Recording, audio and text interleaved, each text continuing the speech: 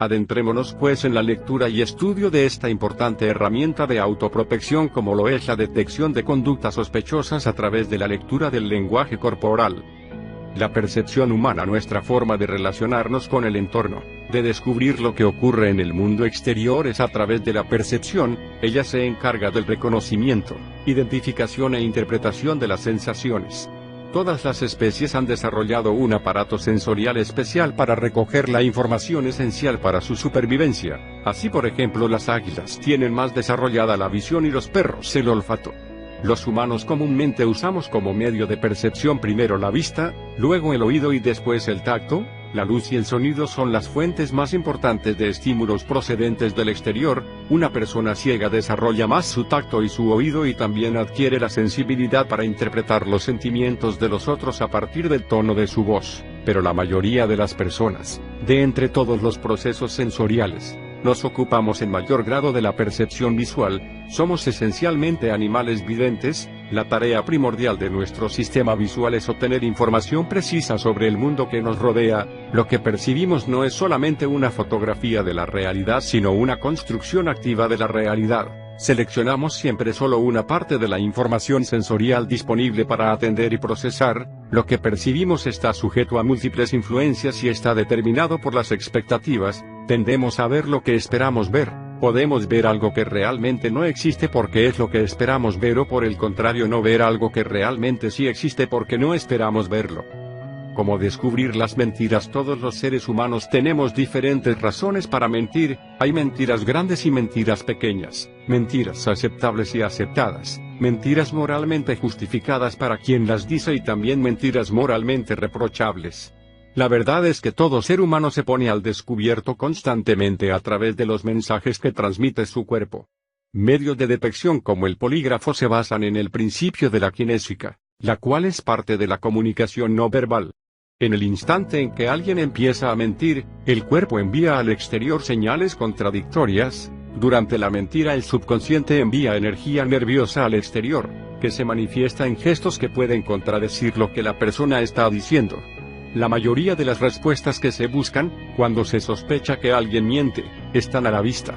Para detectar las mentiras se deben cotejar las palabras expresadas con las expresiones corporales. Siempre se puede mentir verbalmente, pero las expresiones faciales, por ejemplo, pueden reflejar la verdad. Si los dos componentes no son consistentes, se debe buscar algún grado de engaño. Una incongruencia obvia entre el gesto y las palabras indica que quien habla está mintiendo.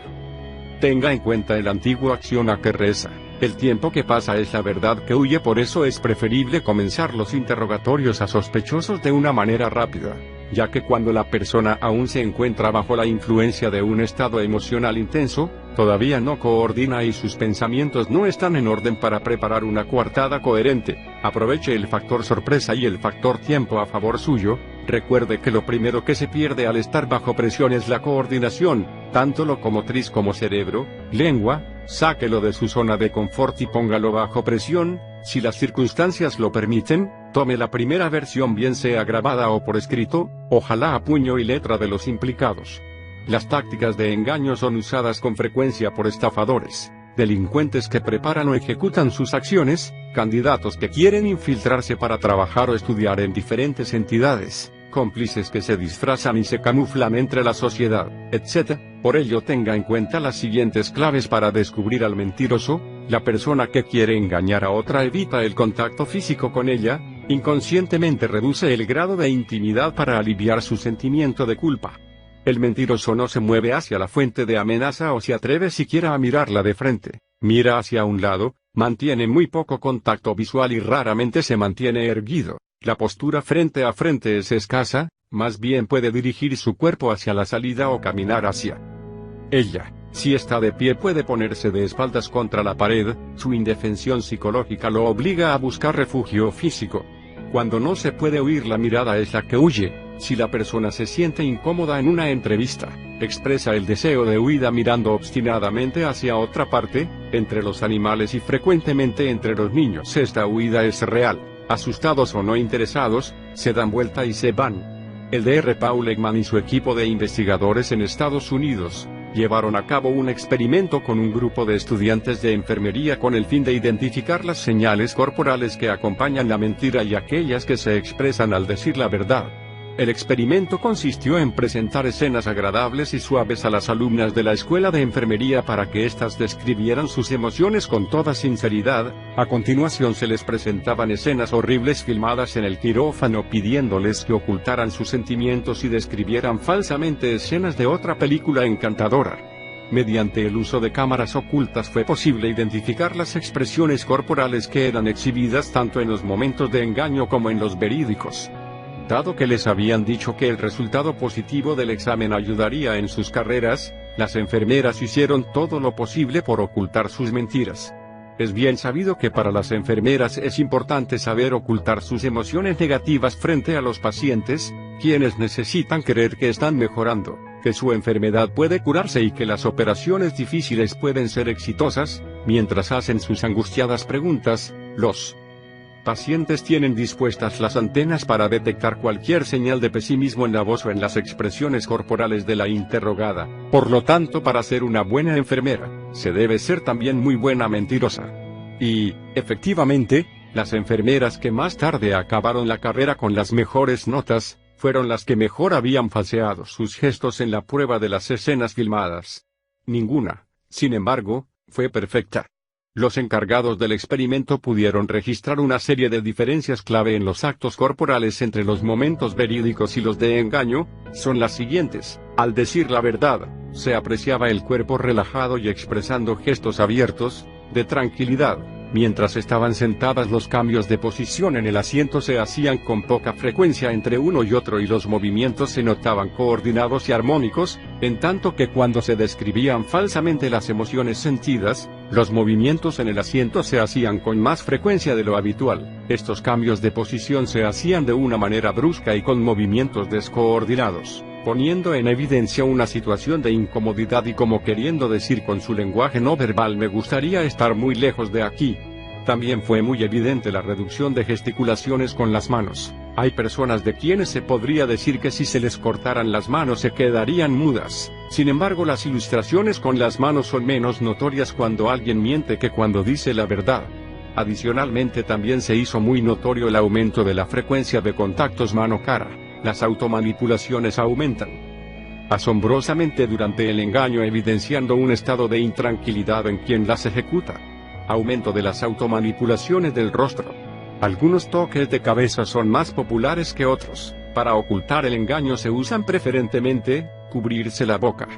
De la boca del orador están saliendo palabras falsas y por ello envía a la mano el mensaje de taparla, pero ese gesto no se completa porque quien insiste en seguir mintiendo manda una señal distinta. La contradicción se nota en que la mano no termina su recorrido, se queda a medio camino en lugar de cubrir la boca del todo.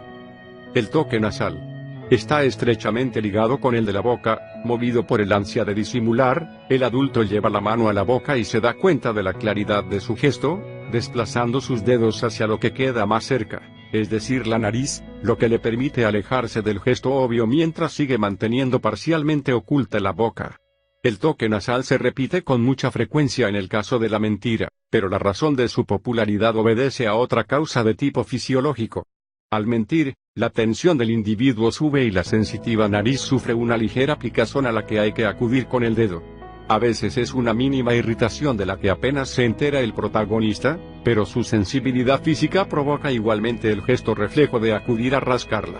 Toque nasal es clave poner constantemente atención en todo lo dicho por la persona investigada y en la forma en que las cosas son expresadas. Para que la verdad no pase desapercibida hay necesidad de observar detalladamente, escuchar con detenimiento y hacer preguntas, no importa lo que la evidencia parezca. Sonrisa fingida. Sonrisa auténtica. Si alguien a quien se interroga sostiene la mirada a los ojos justo hasta cuando se le hace una pregunta directa y en ese momento desvía la mirada o comienza a sacudirse pelusas en su ropa, está enviando una señal de incomodidad y constituye una forma de evasión. Desviar la mirada, recoger basuritas imaginarias. La sequedad en la boca es un indicador de tensión nerviosa. Recuerde que ante una emoción intensa como el miedo, las glándulas salivares reducen su función y por eso la garganta y la lengua se resecan. Si al momento de un niño Un adolescente y un adulto diciendo una mentira. Ver para creer. Ese es el paradigma que se nos ha sembrado en nuestra mente. Se nos ha condicionado desde pequeños a que para poder creer primero tenemos que ver. Tal vez sea esta la razón por la que privilegiamos el sentido de la vista y dejamos en segundo renglón los otros sentidos. Incluso menospreciamos los otros perceptores sensoriales diferentes a los comúnmente conocidos 5 sentidos y no tomamos conciencia de que contamos con ellos. Si nuestro interés y deseos son lo suficientemente fuertes y los seguimos de acción con capacitación y entrenamiento, estaremos en capacidad de detectar las mentiras. Si hacemos uso de todos nuestros perceptores sensoriales, tenemos la posibilidad de identificar los estados que delatan al mentiroso, reconocer alteraciones en presión sanguínea, frecuencia cardíaca, frecuencia respiratoria, humedad en la piel, variaciones en la inmediato también cambió. Se le notaba receloso y en las situaciones de mayor cercanía como celebraciones en la empresa él siempre nos sacaba el cuerpo, tratando de circunscribir los encuentros solo a lo relacionado con el trabajo y evadiendo los temas que tenían que ver con actividades de la vida extralaboral. Cuando yo lo miraba a los ojos se le notaba una mirada como que en el fondo mostraba un sentimiento de culpa, parecida a la mirada de un niño cuando ha hecho algo malo sin que uno se dé cuenta y teme que lo regañen. Esto me llevó a ordenar una auditoría en la empresa con énfasis en el departamento a cargo del empleado de Marras, la cual nos condujo a descubrir un desfalco que se venía presentando desde hacía 6 meses. Al miedo no le han puesto pantalones. El 11 de abril de 2002 se presentó una incursión de un grupo de las FARC en pleno centro de Cali disfrazados de miembros del ejército y secuestraron a 12 diputados de la Asamblea del Departamento del Valle del Cauca. Los actos preparatorios de este hecho pudieron haber durado meses y al observar el registro fílmico se puede apreciar cómo la persona que está al mando de los secuestradores, justo cuando se acercan al lugar del asalto se dirige a ellos y les pregunta: ¿Están tranquilos, cierto? Acto seguido les dice: cuenten mentalmente hasta 100. 1, 2, 3, 4, 5, hasta 100. Esto evidencia el estado de nerviosismo que acompaña al delincuente en el momento de enfrentar la situación que le genera riesgo, y es que al miedo no le han puesto pantalones. El miedo es una sensación natural y necesaria en cualquier animal, y nosotros los humanos lo somos. Por muy entrenados que estemos para enfrentar situaciones de riesgo, no dejaremos de sentir miedo. Todos sentimos miedo en situaciones límite, igual que lo siente el torero cuando se enfrenta al toro o el artista cuando sale al escenario. El día que dejemos de sentir miedo, ese día el artista perderá el respeto por su público y la embarrará, y el torero le perderá el respeto al toro y no esquivará su embestida, ese día morirá. Observe en la siguiente secuencia fotográfica tomada en el momento en que los guerrilleros llegan al lugar del asalto, como en uno de los secuestradores afloran gran cantidad de señales corporales que a todas luces evidencian su estado de nerviosismo e intranquilidad. Su manera de tomar el fusil se asemeja a la del labriego que lleva su asadón en la huerta. No tuvo en cuenta arreglar las mangas del pantalón entre sus botas y las excesivas automanipulaciones de rostro y cabeza le hacen ver inquieto e inseguro. No obstante, su entrenamiento previo al hecho fue intenso y exigente. Al momento de enfrentar la situación real, el miedo sale a la palestra para cumplir con la función que la naturaleza le ha encomendado. Observen en la siguiente secuencia fotográfica, como las excesivas automanipulaciones de rostro y cabeza, la manera de portar el fusil, las mangas del pantalón por fuera de las botas ponen en evidencia la conducta sospechosa. Como me ha ayudado este libro, mi función dentro de la compañía en la que laboro es hacer las pruebas psicológicas y realizar las visitas domiciliarias a todos los candidatos a ocupar un cargo en la empresa que tiene unos requisitos de confiabilidad del personal demasiado exigentes. Por lo tanto, durante las visitas domiciliarias que realizo, para mí ha sido de muchísima utilidad la lectura de este libro, que me ha dado herramientas para descubrir en varios casos intentos de engaño por parte de los candidatos que, tratando de hacerse pasar por residentes en un barrio diferente al real, dan una dirección de un familiar o amigo. Por eso, cuando llego a la vivienda que ha sido señalada por el candidato como su lugar de residencia, trato de confrontar toda la información suministrada en la hoja de vida, y al entrevistar a los residentes he podido notar el fraude al verificar con pequeños familia, objetos personales ajenos, diplomas en las paredes, cuadros, banderas deportivas y otros elementos que al relacionarlos con la familia no se corresponden con sus propias historias, y al indagar acerca de las incoherencias,